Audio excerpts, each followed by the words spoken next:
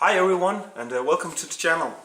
3D printing your own miniatures and monsters for tabletop games and role-playing games can be a very rewarding experience, both for yourself but also for your players. All of a sudden it's possible to get models that was previously unavailable, and when you have acquired a model you can print as many of it as you like. If you are a collector or model painter, it is also a great way of getting unique models to paint and display. The pre-paint preparations of a 3D printed model is slightly different from cast metal or plastic models. So in this video I'll show you how you can clean, assemble and prime a large multi-part 3D printed model so it is completely ready for painting.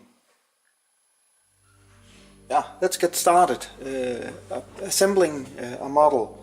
When assembling a PLA model I use super glue. I got a couple of kinds over here. And you can get super glue in your local hardware or hobby store.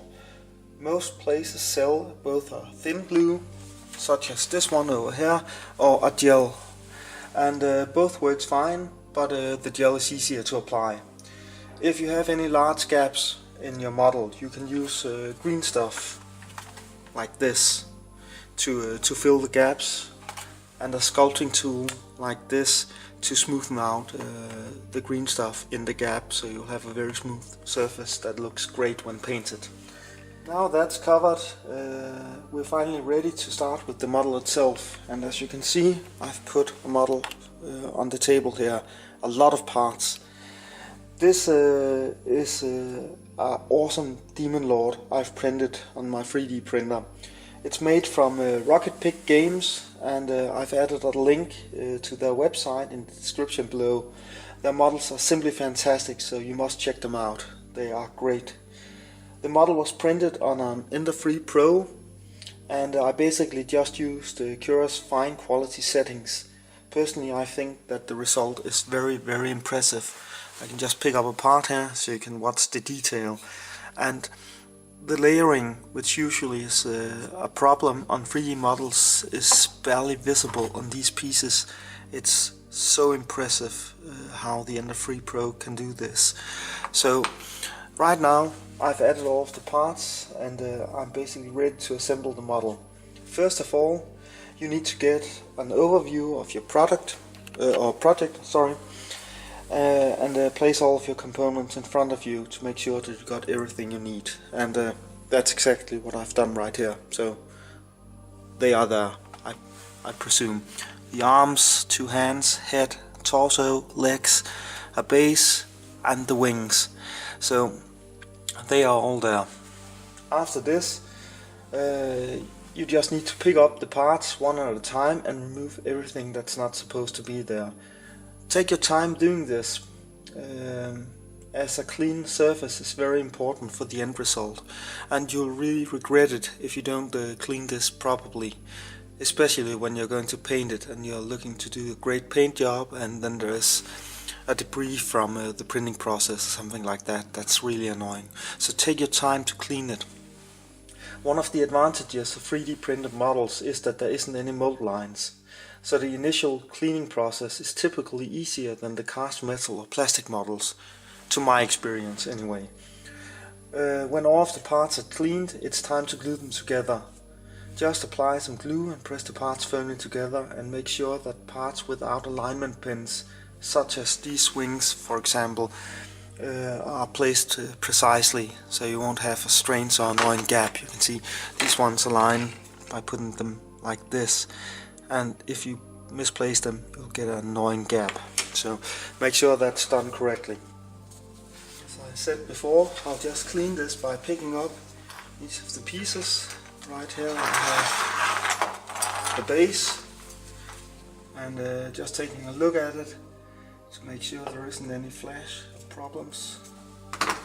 Use the X-Acto knife for removing any debris if there should be any. It actually isn't very much. It's so impressive how much or how clean the Ender 3 Pro actually prints these parts. There's almost nothing to clean. So a small piece in here.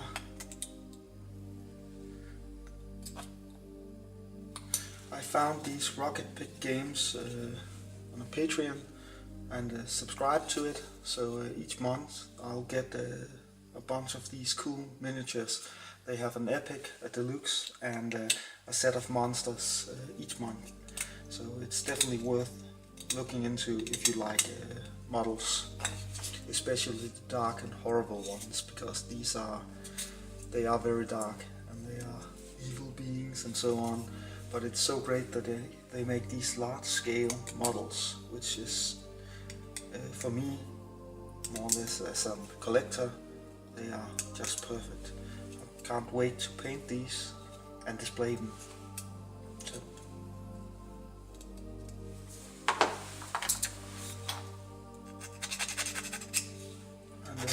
Don't mind that I have a jacket on. It's very cold out here in my workshop right now, so I'm just waiting for summer.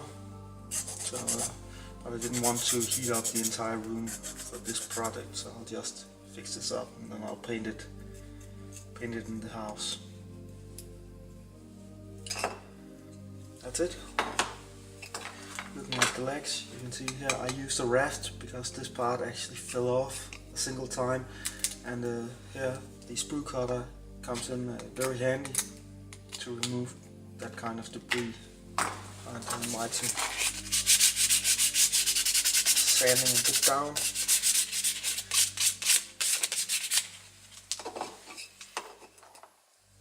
And this can be assembled. I'll actually just do this right away. This is a new super glue gel. Just press it down there and apply a bit of this gel. It's very strong, so don't get this on your hands, and don't smell it. I'm pretty sure it isn't very healthy. So just apply it to the model. And here we have some of the places that really needs to fit. So make sure that you get this right, or else you'll really regret it when the glue sticks.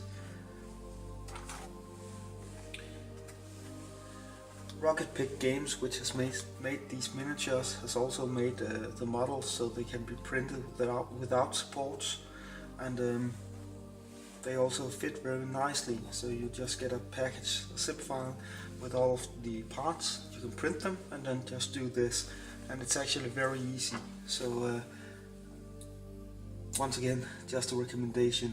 It's a great company, great models. I'll definitely get some more from them. And when it's so cold as it is out here right now, super glue has a tendency not to stick immediately. So I'll just need to apply some pressure on this one. See if I can close the glue with one hand.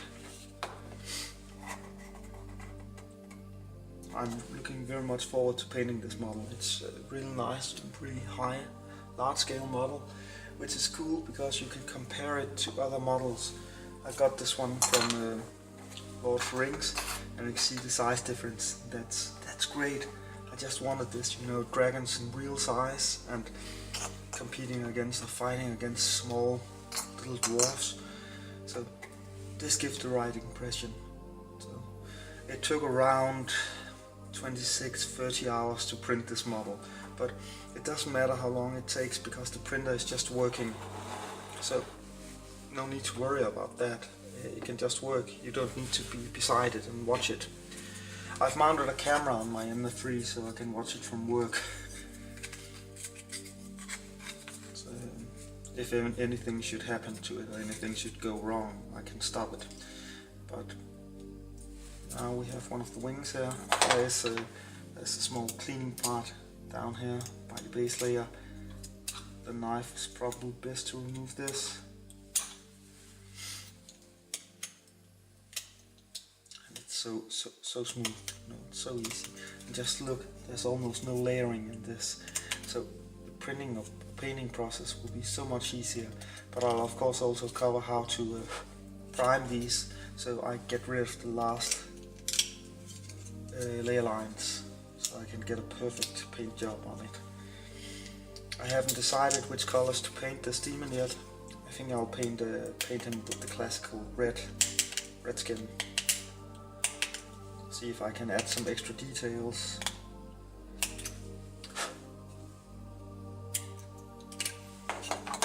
That's actually it. There's so much less cleaning with these 3D printed models than there is with a model you buy in store. So, and as I said before, if you buy a single of these models, you can print as many as you like. So no need to worry about making any flaws or mistakes, because if everything goes wrong, you just make another one. That's great. And the price of the PLA filament, it's almost non-existent. It's so inexpensive material. Even here in Denmark, everything else is very expensive. The PLA doesn't cost very much. So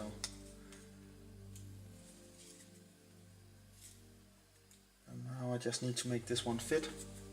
It's very important that it fits correctly, or else I'm going to regret it. I actually think I'm going to use just a tiny bit of the green stuff here, and I can also show how this works. The green stuff works by taking a couple of equal parts of the blue and the yellow one and mixing them together, and then they'll start hardening. I have a long time to work with it, and it's easier to work with if it's hot. I can actually feel that it's very cold out here right now. See, this green stuff isn't very smooth. It isn't very easy to work with. If you heat it up a bit, it will get much easier to work with. But you need to mix it together until it gets green, hence the name green stuff.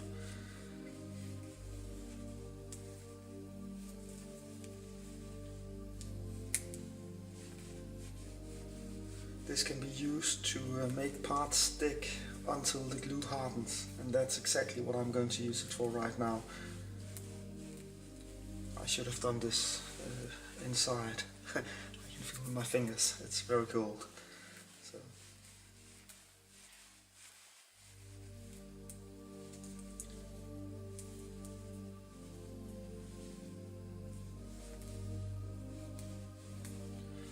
Just take a small piece of it.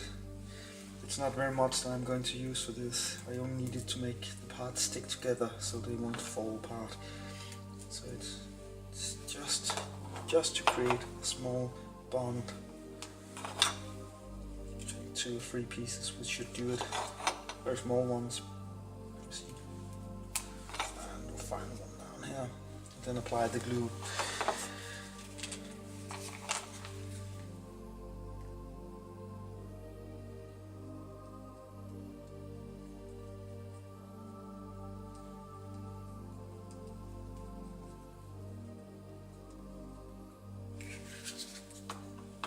Just press these parts together and I'll have a nice pair of wings for my Demon Lord.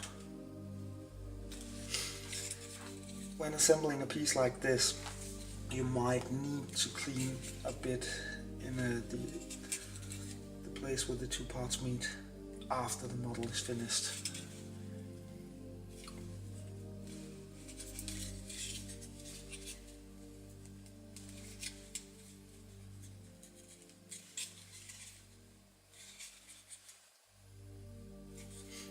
See, the green stuff really makes these parts stick together already, so now the glue can harden up. There's a slight misalignment of these parts. There you go, that's much better.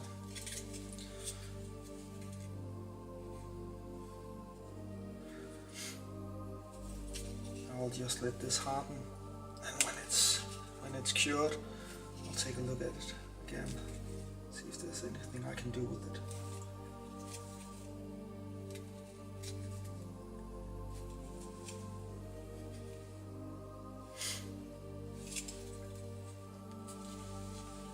The wing. And then just the other wing. Same procedure. And I'll just leave the camera running. See, I'll just clean these parts up. There's almost nothing to clean, so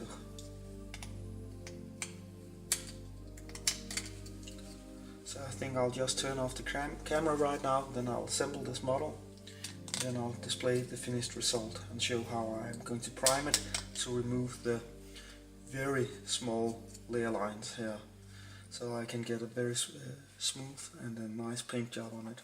Oh yeah, I just noticed one thing when I assembled this wing.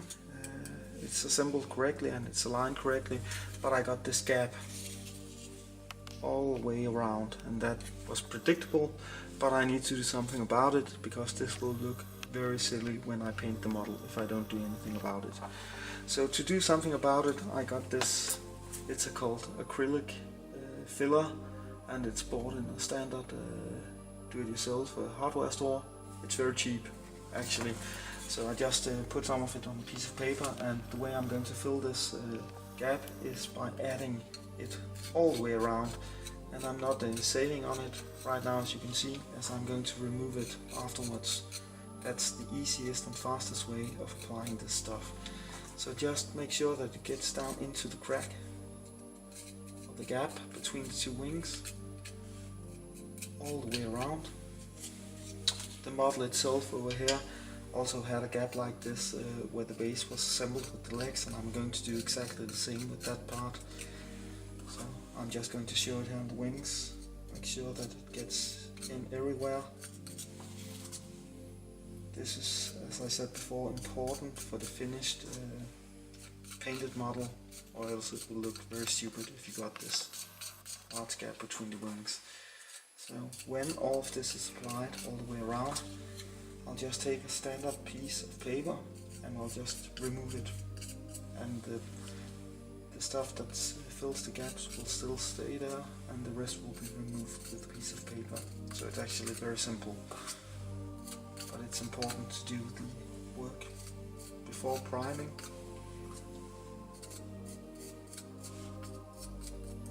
And all around, just take a piece of paper and just start by mashing it down there in the crack and removing the rest. And you can do this all around the wing, and when you're finished you'll get a result that looks something like this. I've added the filler to the wing, and you can see that the gap is completely removed right now.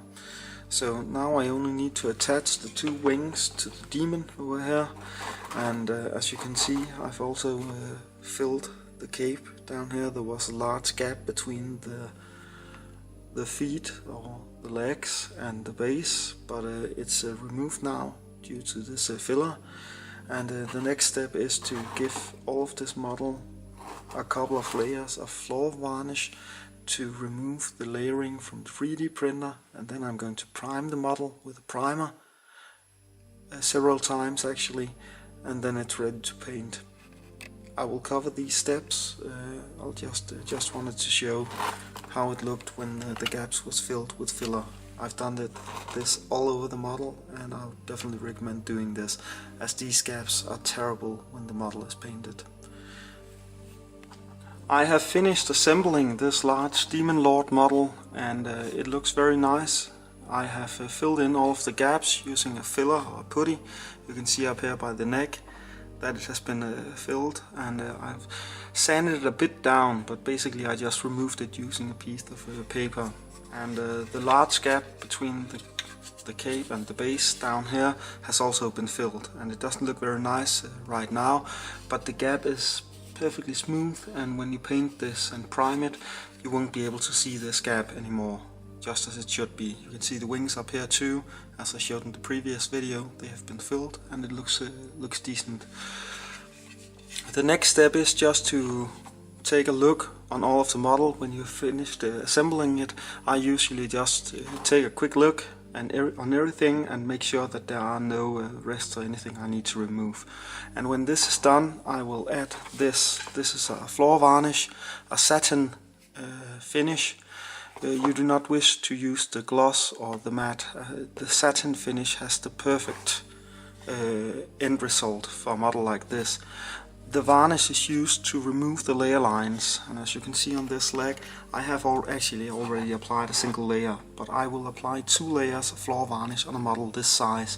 And you can see that it has a bit of a shine right now, and the layer lines are already more or less gone, even though it's difficult to see with a clear varnish. When I prime this model, it should look, hopefully, perfectly smooth. The process is very simple. Apply 2 coats of floor varnish using a large brush. Make sure that it isn't too thick, especially around details such as the eyes and teeth, as this might obscure the details. So make sure you do not apply too thick layer. After the first layer, wait some hours and then apply a second layer.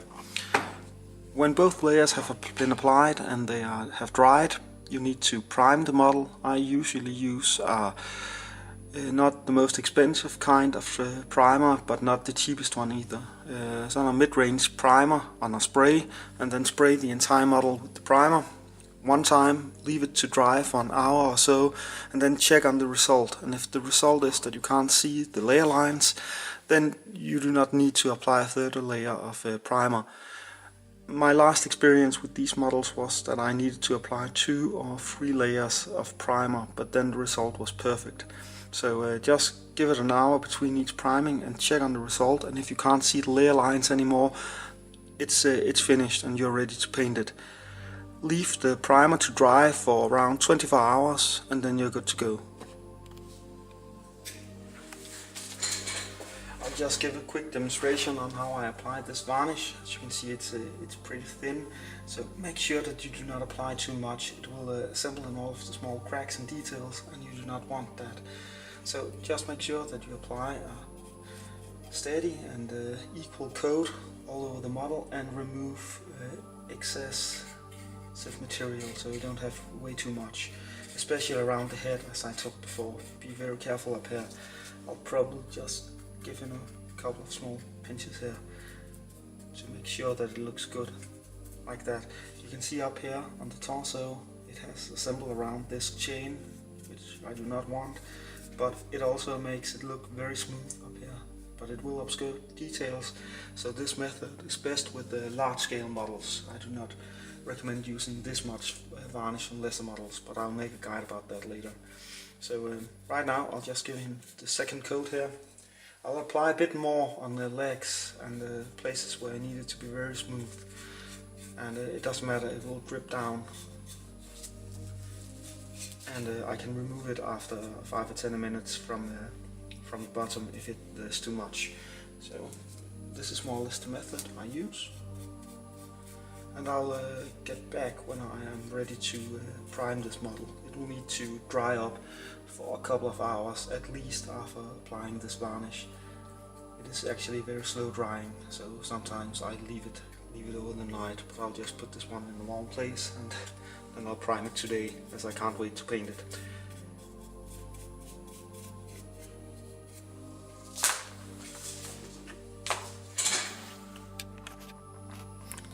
I just wanted to show how the model looked right after having gotten a layer of varnish. This is the second layer, and as you can see, it's very shiny right now.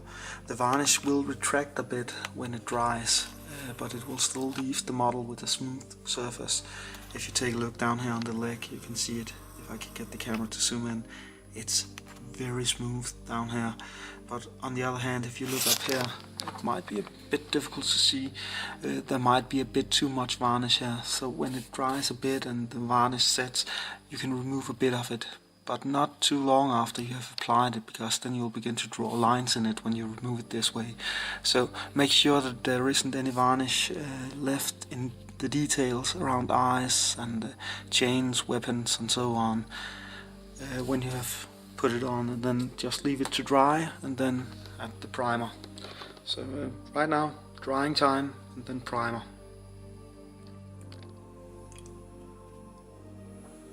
That's it. The model is finally primed and ready for painting. As you can see, I actually managed to remove most of the layer lines. It turned out really well. Also here on the back, where I had the very large gap between the base and the legs. It's almost removed, and on the wings there's a very small line left there, but basically it's almost gone.